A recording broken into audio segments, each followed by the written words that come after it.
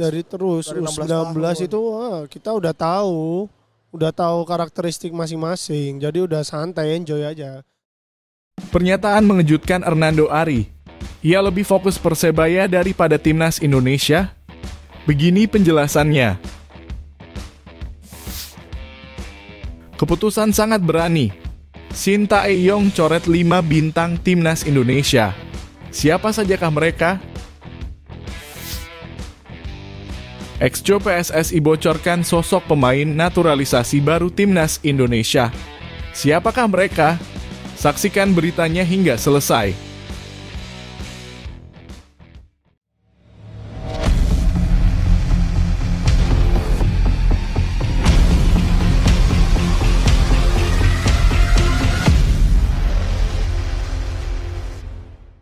Mohon subscribe channel Timnasku Indonesia agar tidak ketinggalan informasi Timnas Indonesia. Hernando lebih pilih Persebaya. Penjaga gawang Timnas Indonesia, Hernando Ari, mengungkapkan pandangannya tentang posisinya di skuad Garuda setelah kedatangan Maarten Paes. Timnas Indonesia akan mengikuti putaran ketiga kualifikasi Piala Dunia 2026 zona Asia yang akan dimulai pada bulan September. Tim yang dilatih oleh Shin Tae-yong ini akan bertandang ke Jeddah untuk melawan Arab Saudi pada tanggal 5 September 2024. 5 hari setelahnya, Timnas Indonesia akan menjamu Australia di Stadion Gelora Bung Karno, Jakarta. Menjelang FIFA Matchday September 2024, PSSI memberikan kabar baik bahwa Maarten Paes akan bergabung dengan skuad Timnas Indonesia. Setelah mendapatkan persetujuan FIFA sebagai warga negara Indonesia pada akhir April lalu, Paes kini dipastikan bisa bermain untuk Timnas Indonesia pada bulan September ini. Ketua Umum PSSI Erick Thohir mengonfirmasi pada 18 Agustus 2024 bahwa Paes akan memulai debutnya dalam pertandingan melawan Australia. Sementara itu, Hernando Ari diperkirakan tetap akan dipanggil untuk pertandingan melawan Arab Saudi. Namun, penjaga gawang berusia 22 tahun ini menyatakan ingin fokus pada Persebaya Surabaya tahun ini. Hal ini ia sampaikan dalam konferensi pers setelah pertandingan melawan Barito Putra pada Jumat malam 23 Agustus 2024 di mana Persebaya menang 2-1 di Stadion Gelora Bung Tomo. Hernando mengungkapkan keinginannya untuk membawa Persebaya meraih gelar juara Liga 1 2024 per 2025. Ia menyadari bahwa Timnas Indonesia kini memiliki Maarten Paes. Saya ingin liburan, tapi demi karier saya ambil peluang apapun dan selalu menjaga diri, kata Hernando pada Jumat 23 Agustus 2024. Sebenarnya tahun ini saya ingin fokus di Persebaya karena saya ingin membawa gelar juara dengan pemain yang ada dan sekarang saatnya saya bisa membagi fokus saya, tambahnya. Di timnas sekarang ada Paes yang datang, jadi kami bisa saling mendukung, lanjut Hernando. Meski begitu, Hernando tetap siap jika timnas Indonesia membutuhkannya. Saya selalu fokus dengan apa yang ada di depan, baik itu pertandingan timnas atau Persebaya, saya selalu fokus 100%, tutupnya.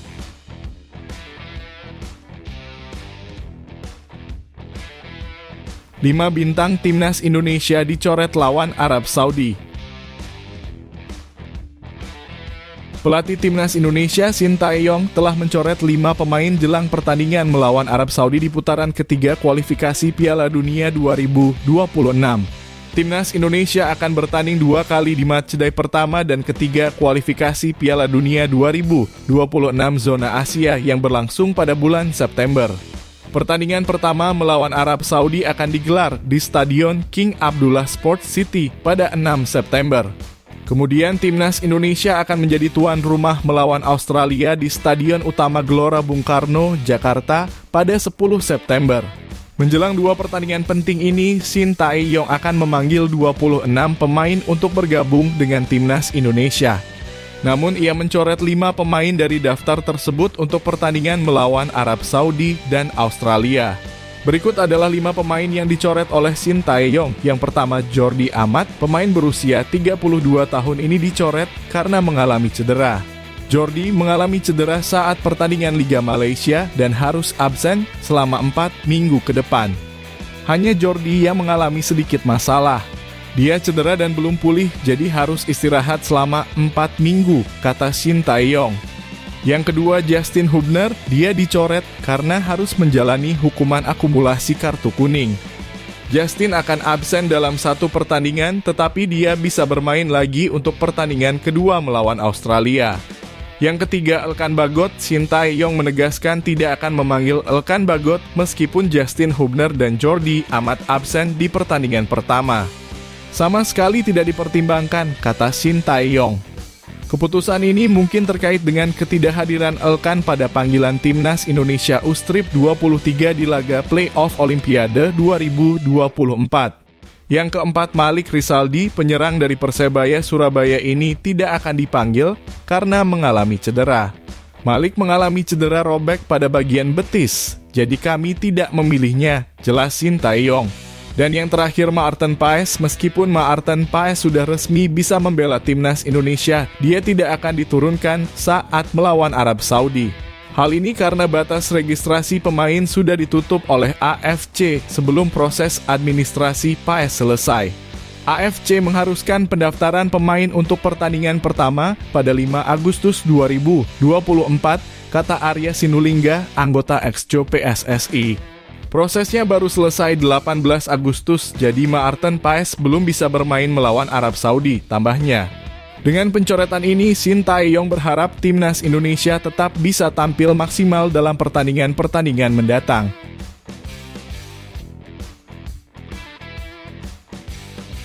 Timnas Indonesia dapat sponsor baru.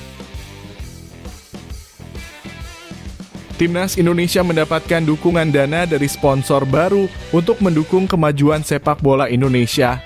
Ini menunjukkan bahwa PSSI tidak selalu bergantung pada dana dari pemerintah. Ketua Umum PSSI Erick Thohir menyatakan bahwa PSSI tetap membuka peluang bagi pihak swasta yang ingin berkontribusi dalam memajukan sepak bola Indonesia. PSSI berkomitmen untuk tidak selalu bergantung pada pendanaan dari pemerintah. Alhamdulillah, kami sudah menerima bantuan sebesar 120 miliar rupiah dari pemerintah untuk persiapan training camp Timnas U17, U20 Putri, Timnas Senior, dan lainnya, kata Erick Thohir dalam pernyataannya di Jakarta, Jumat 23 Agustus. Namun dengan kebutuhan anggaran sekitar 500 rupiah hingga 800 miliar per tahun hanya untuk Timnas, PSSI harus mencari dukungan dari sponsor. Erick Thohir mengapresiasi perhatian dari Bank Mandiri yang kini menjadi sponsor penting untuk Timnas sepak bola Indonesia.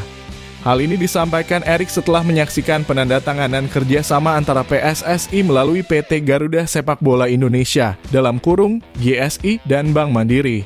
Penandatanganan kerjasama ini juga dihadiri oleh Wakil Ketua Umum PSSI, Zainuddin Amali, Direktur Utama Bank Mandiri, Darmawan Junaidi, Direktur Utama PT GSI, Marsal Masita, dan pelatih Timnas Indonesia, Shin Tae-yong.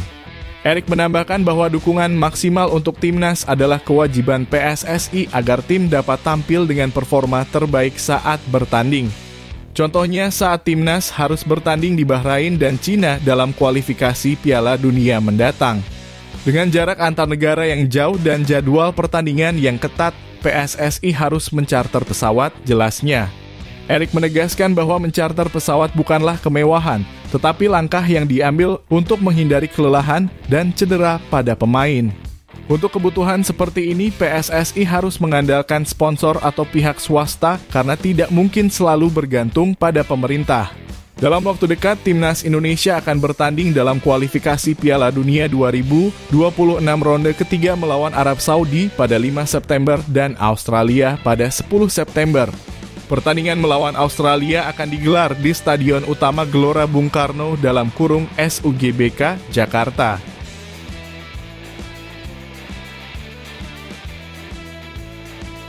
Kapten Vietnam pilih menang lawan Thailand daripada Indonesia. Du Hang Dung berharap timnas Vietnam bisa bertemu Thailand di final Piala AFF 2024. Menurutnya, jika Vietnam menang melawan Thailand, para penggemar akan lebih bahagia daripada jika menang melawan Indonesia. Persaingan antara Vietnam dan Indonesia di lapangan hijau belakangan ini sangat menarik. Kedua tim sering bertemu dalam beberapa tahun terakhir, baik di tingkat ASEAN maupun Asia. Sejak 2019, Indonesia dan Vietnam sudah bertemu 8 kali. Dalam pertemuan-pertemuan tersebut, Vietnam dan Indonesia masing-masing memenangkan 3 pertandingan, sementara 2 laga lainnya berakhir imbang. Belakangan ini Indonesia lebih unggul dalam persaingan dengan Vietnam.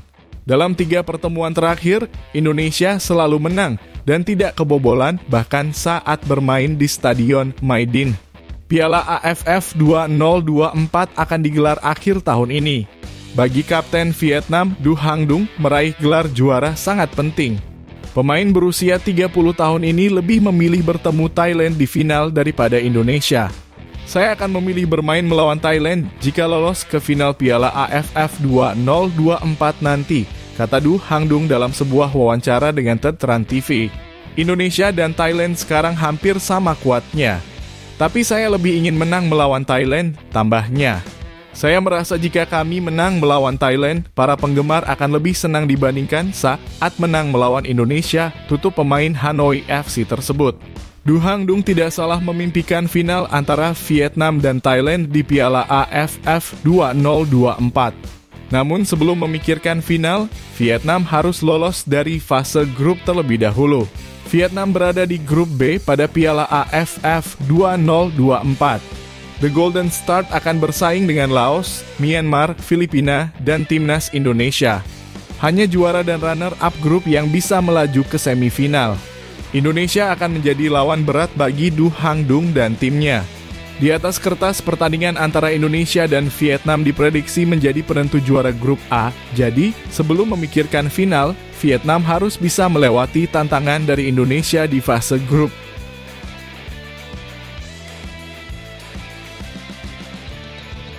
Exco PSSI bocorkan sosok pemain naturalisasi Timnas Indonesia. Arya Sinulinga, anggota Exco PSSI, mengungkapkan bahwa ada seorang pemain naturalisasi yang akan bergabung dengan Timnas Indonesia pada bulan September mendatang. Pemain ini diperkirakan tiba di Indonesia antara tanggal 3 hingga 7 September. Namun, Arya belum mau mengungkapkan siapa pemain tersebut. Ada pemain keturunan Indonesia yang sedang diproses untuk naturalisasi, tetapi kami tidak ingin terlalu banyak berbicara dulu.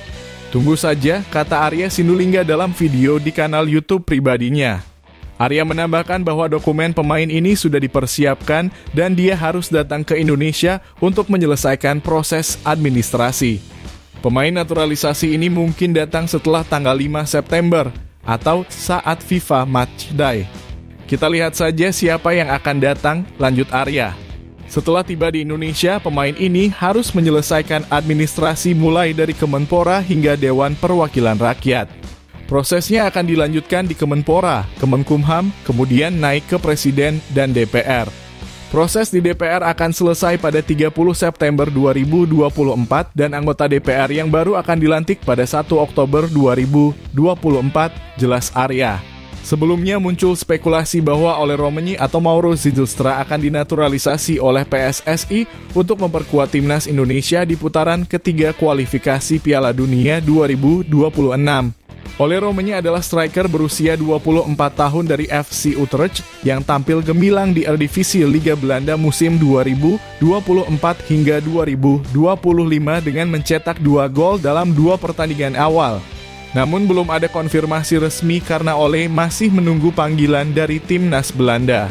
Sementara itu, Mauro Zijlstra, striker dari FC Volendam U21, sudah mengirimkan berkasnya ke PSSI. Dia secara terbuka menyatakan kepada Iusa Nugraha, mantan pesepak bola Indonesia yang berkarier di Belanda, bahwa dia siap memperkuat Timnas Indonesia jika dipanggil. Saya siap memperkuat Timnas Indonesia bila ada panggilan, kata Mauro kepada Iusa Nugraha. PSSI tampaknya masih ingin menambah jumlah pemain naturalisasi untuk menghadapi putaran ketiga kualifikasi Piala Dunia 2026. Pemain naturalisasi seperti Ragnar Oratmangoen, Tom Haye, dan Nathan Chu Aon telah memberikan kontribusi besar bagi Timnas Indonesia untuk melaju ke putaran ketiga. Selain itu, Timnas Indonesia juga mendapatkan tambahan pemain, yaitu kiper FC Dallas, Maarten Paes, yang telah diizinkan oleh FIFA untuk memperkuat skuad Garuda di putaran ketiga setelah sidang di CAS.